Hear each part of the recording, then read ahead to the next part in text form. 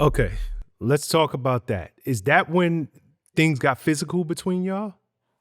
Yes. He started stalking me. He started when I moved to Virginia and I moved with my mom, with my son, and I still wanted him in Zaire's life because he was a good father, right? So I Mm-hmm. still wanted Mm-hmm. him in Zaire's life. And he would use that as an opportunity to manipulate me and try to, get me to have sex with him and different things like that and try to force me to have sex with him. And it was bad, you know?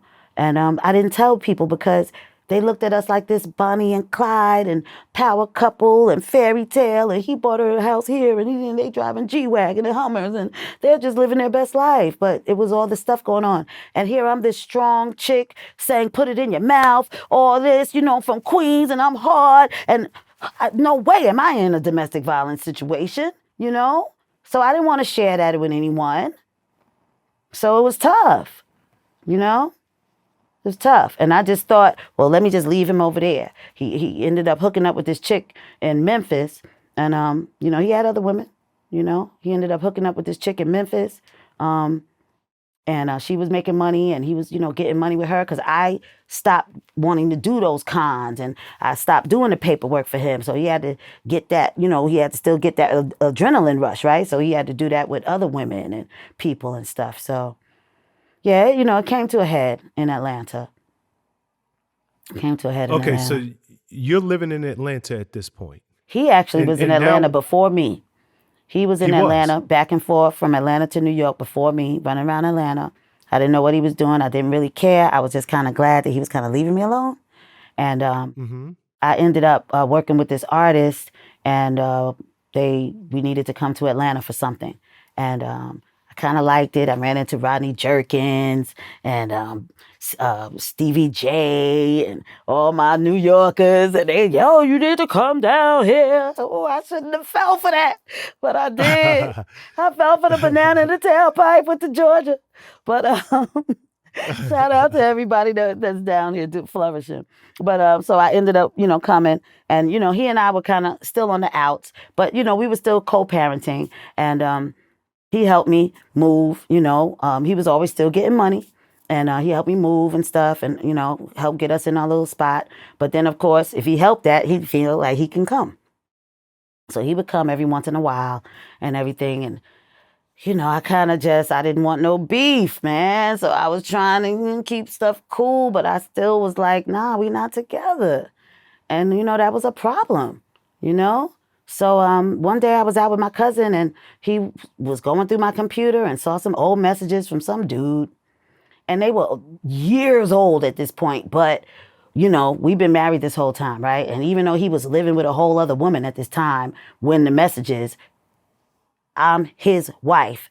I ain't supposed to, be doing nothing outside of him, no matter what, no matter what. So he lost it.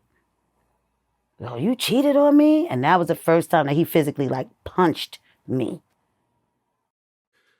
Okay, we ain't talking about a regular dude punching you. Fact. This man's hands, they're considered lethal weapons. Yeah. He is a prize fighter. He Yeah. gets paid to put hands on people. On men. So when he punched, yes, put hands on men. And just for me to reiterate,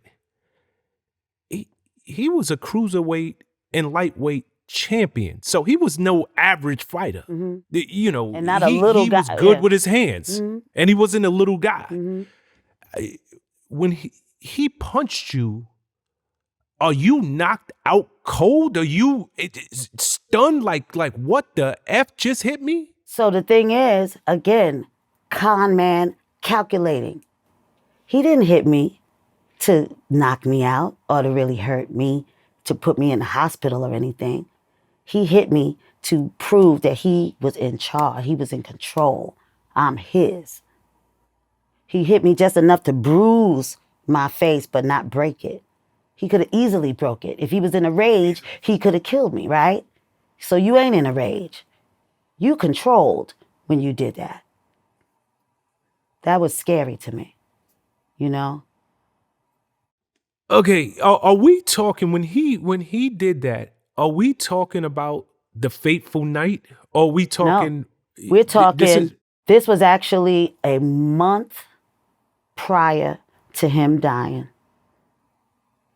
A month prior, he had invaded my space, come to Georgia. I told him that, we're not together. He wasn't really welcome, but, he kind of forced himself. And I'm gonna name some names right now. Kenny Smoov was actually living in my son's room. He had asked me to could he rent a room for me?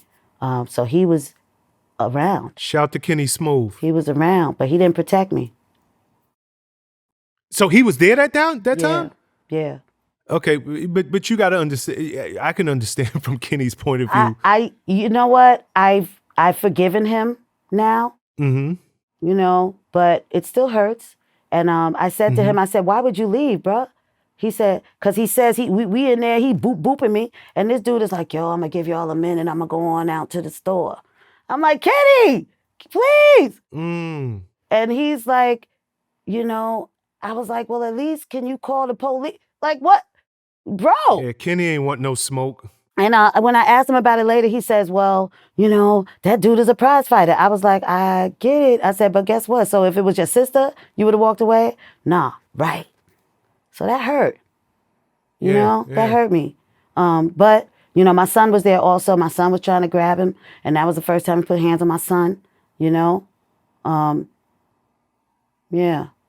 So, he was upset and mad, but he wasn't in that much of a rage. Like I said, I feel like he could have really hurt me or more at that time.